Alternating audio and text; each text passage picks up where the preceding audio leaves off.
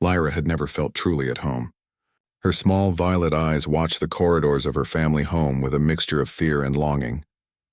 Since her father had passed, the house had changed. The warmth and laughter that once filled every room had vanished, replaced by cold glances and harsh words from her stepmother. Lyra tried to stay out of the way, to do everything right, but nothing she did could stop the anger that seemed to follow her everywhere. Today it had reached a breaking point. Her stepmother had been angry over the simplest mistake, a spilled drink, a minor misstep while fetching tools for her father's old workshop. Lyra's small hands had trembled as she apologized, her voice quiet, almost invisible. But her stepmother's glare was sharp, unforgiving. "You're useless," her stepmother spat. "I can't have you here anymore. You're leaving, now." Lyra's heart sank. She opened her mouth to plead, but the words froze inside her. She had nowhere to go. The other villagers would not take her in, afraid of the rumors surrounding her Zalari heritage. With a heavy sigh, she gathered a few meager belongings and left the house, stepping out into the open fields that stretched beyond her village. The sky was tinged with the pale green of dusk, strange clouds swirling in unfamiliar patterns. Lyra's small figure moved carefully over the uneven terrain, the wind tugging at her hair. She remembered stories her father had told her about the humans, tall, strong beings who lived on the frontier worlds. He had said they were curious, brave, and kind. Maybe, just maybe, one of them could help her. After hours of walking, she spotted the lights of a small settlement on the horizon. Her legs ached, her stomach growled, and doubt began to creep in. But something stronger than fear kept her moving forward. Hope. The settlement was quiet as she entered. Few humans were outside. Most seemed to be resting after a long day of work. Lyra's steps faltered when she reached the edge of a workshop. The building was filled with strange noises, whirring machines, the clanging of metal, the occasional spark of fire. Curiosity drew her closer and she peered inside. Inside, a man worked with focused intensity. He was tall, his hair streaked with silver, and his hands were steady as he adjusted a small hovering drone. His eyes caught hers for a brief moment, but he did not look up fully, returning to his work. Lyra swallowed her fear and stepped inside. "Excuse me," she said softly, her voice almost lost in the clatter. I need help." The man looked up then, and his eyes softened as they met hers. He studied her carefully, noting the unusual color of her skin, the hint of alien energy that seemed to radiate from her small form. "You're not from around here," he said slowly. "Who are you?" "My name is Lyra," she whispered. "Please, I have nowhere to go." Can you be my dad?" The man blinked, taken aback. He was used to strangers asking for help, but never in such a direct, desperate way. "Your dad?" he asked, his voice gentle but cautious. "I won't misbehave," Lyra promised quickly. I just need a home." The man sighed and wiped his hands on a rag. "I'm Ethan," he said. "I don't know if I can. I don't usually take in children. Especially not aliens." Lyra's small hands clenched together. "Please," she said, her voice trembling. "I can help you. I'm smart. I can fix things. I just need someone." Ethan studied her for a long moment. She looked fragile, but there was something in her eyes that told him she had survived far worse than anyone her size should, and there was something human about her plea, something that stirred a protective instinct he had not felt in years. "All right," he said finally. "You can stay, for tonight, but you have to follow the rules of my workshop." Lyra's face lit up with relief. "I promise," she exclaimed. The night passed quietly. Lyra watched Ethan work, fascinated by the machines and tools around him.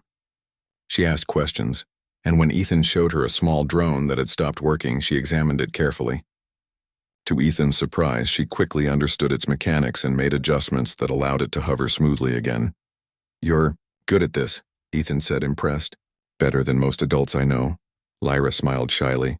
"I like fixing things," she admitted. "I like helping." As the hours passed, a bond began to form between them. Ethan taught her about human machines, and she shared small Zalari tricks she had learned from her father. Ways to sense vibrations, subtle movements that humans could not detect. Together they worked late into the night, each learning from the other, but the peace of the workshop was fragile. Far beyond the settlement, in the cold void of space, bounty hunters listened to the messages sent by Lyra's stepmother. She had not given up on reclaiming her stepdaughter. and she sent skilled agents to bring Lyra back, dead or alive.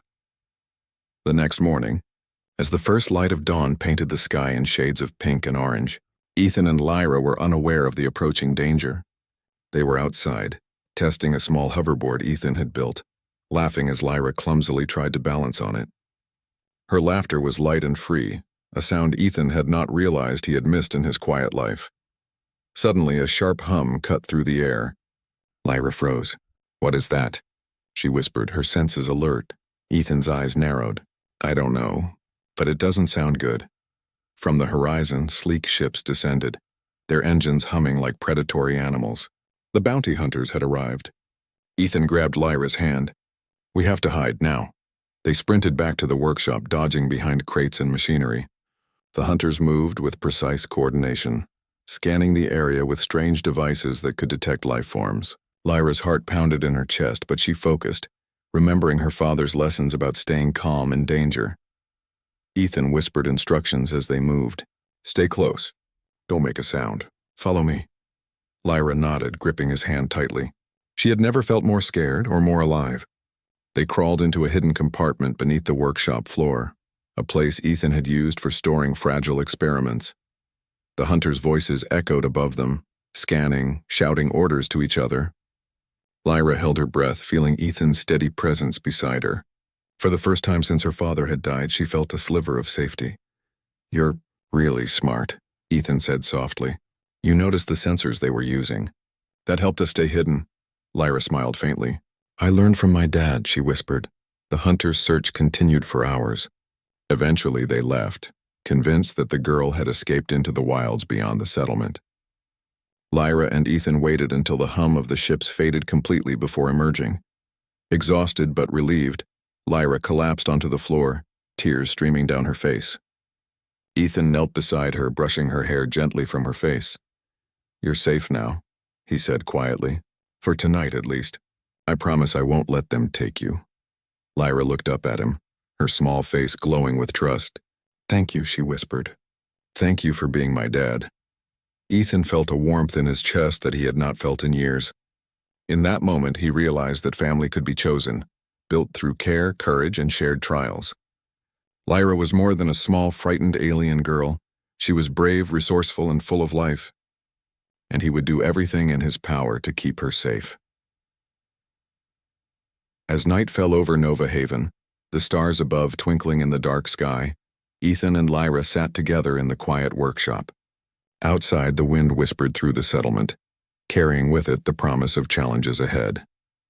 They did not know what tomorrow would bring, but for the first time, both of them felt a sense of home. And somewhere beyond the stars, Lyra's stepmother seethed, her mission far from over. But for now, Ethan and Lyra had each other, and that was enough to face anything.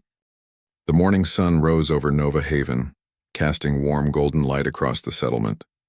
Lyra stretched and yawned, feeling the stiffness from the previous night's hiding. She glanced at Ethan, who was already busy tinkering with one of his drones. His brow was furrowed, his hands moving with practiced precision.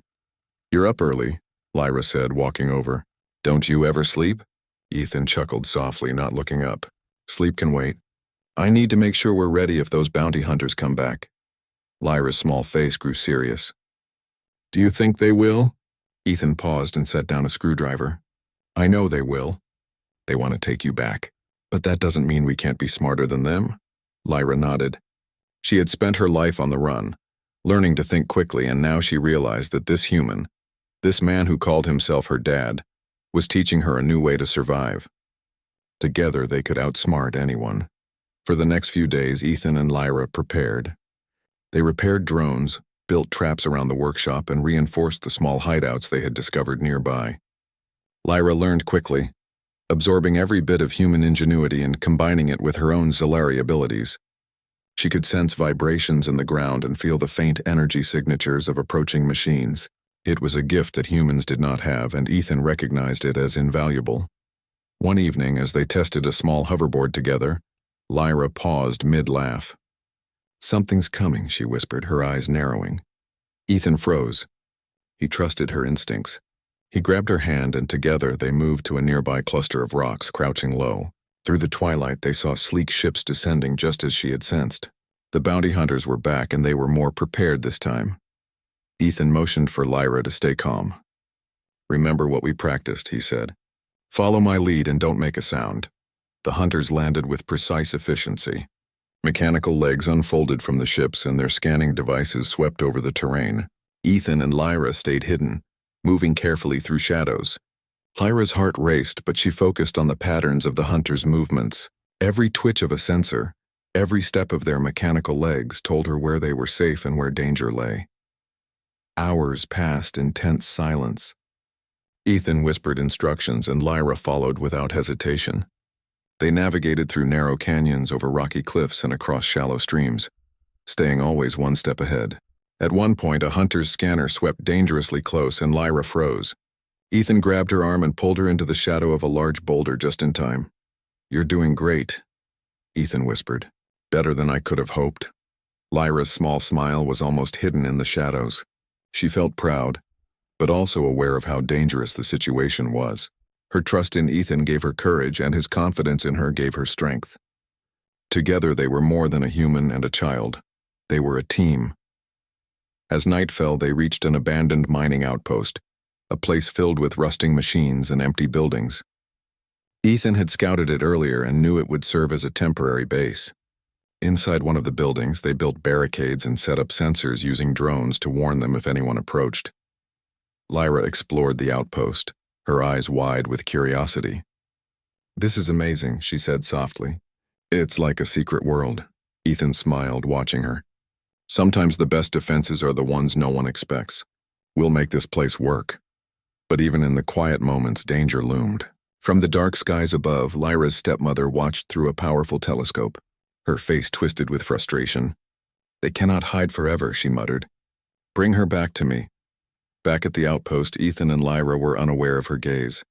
They focused instead on building clever traps and refining their strategy. They worked late into the night, and Lyra's knowledge of technology surprised Ethan again and again. She could repair broken circuits, reroute energy, and even improve his drone's performance. Her creativity combined with his experience made them a formidable duo. One night, as they reviewed their plans, Lyra looked up at Ethan. "Do you think she'll come herself this time?" she asked, her voice trembling slightly. Ethan placed a hand on her shoulder. "Maybe, but we'll be ready. We have each other, and that's more powerful than any ship or weapon." The next morning, the stepmother's ship appeared in the sky. This time she came personally, her figure small but commanding, her expression cold. She demanded Lyra return immediately. Ethan stood at the entrance of the outpost, shielding Lyra. "You cannot take her," Ethan shouted. "She is not yours to command." Lyra stepped forward, her small frame trembling but her voice strong. "I won't go with you. I have a home here now." "Ethan is my dad." The stepmother's eyes narrowed. "You belong to me, Lyra. You cannot choose otherwise." Lyra took a deep breath. "I do choose. I choose him. He protects me. He loves me. That's what makes him my family." Ethan nodded, pride and determination in his eyes. He had spent his life alone, thinking he could only protect himself. But now he realized that protecting someone else, someone who trusted him completely, was worth more than any machine or weapon. The stepmother hesitated, realizing that force alone would not work. Ethan and Lyra were not just hiding, they were prepared, clever, and united. She could see the bond between them, a bond stronger than any fear she could instill. With a frustrated growl, she retreated to her ship, leaving the outpost behind. Lyra collapsed into Ethan's arms, tears of relief streaming down her face. "You saved me," she whispered. Ethan held her close. "We saved each other," he said softly. "And now, no one can take you from me." In the days that followed, life slowly returned to normal at the outpost. Lyra learned more about human ways, but also shared her own Zalari knowledge, teaching Ethan to see the world in new ways. Together they repaired broken drones, built new machines, and explored the wilderness around Nova Haven. Every day was an adventure, every challenge an opportunity to grow stronger together. Lyra discovered a love for fixing and creating, combining human technology with her own alien abilities. She built small inventions that amazed Ethan, from simple gadgets to complex drones that could detect danger long before it arrived. And through it all, Ethan taught her patience, strategy, and the human value of courage in the face of impossible odds. Months passed, and Lyra thrived. Her stepmother's threats had faded into distant memory, and the frontier settlement had accepted her as part of the community. Humans and aliens alike admired her resourcefulness and bravery. She had become a symbol of hope, proof that even in a galaxy filled with conflict and fear, family could be chosen and courage could triumph. One evening, as the twin moons of Nova Haven rose in the sky, Lyra and Ethan sat outside the workshop watching the stars. Lyra leaned against him, her head resting on his shoulder. "Do you think we'll ever stop running?" she asked softly. Ethan shook his head, smiling. "Maybe not, but it doesn't matter. We have each other. That's all that counts." Lyra smiled, feeling warmth and safety she had never known. She thought of her father, of the lessons he had taught her, and of the bond she now shared with Ethan. For the first time in her life, she felt truly at home, and somewhere beyond the stars. The galaxy stretched endlessly, filled with unknown dangers and wonders, but Lyra knew that as long as she had Ethan by her side, she could face anything. Together they were not just human and alien, they were family. The frontier world of Nova Haven had become their sanctuary, a place where courage, ingenuity, and love created a home. Lyra had found her place, and Ethan had found a purpose he had never imagined, protecting and raising a child who was brilliant, brave, and full of life. As the night deepened and the stars sparkled above, Ethan and Lyra remained together, ready for whatever challenges the galaxy might bring. They had faced fear, danger, and uncertainty, and they had triumphed. And in that victory they discovered the true power of family, trust, and the human spirit. Lyra whispered softly, "Thank you for being my dad." Ethan smiled and hugged her tightly. "Always," he said. The galaxy was vast, but together they had found a home.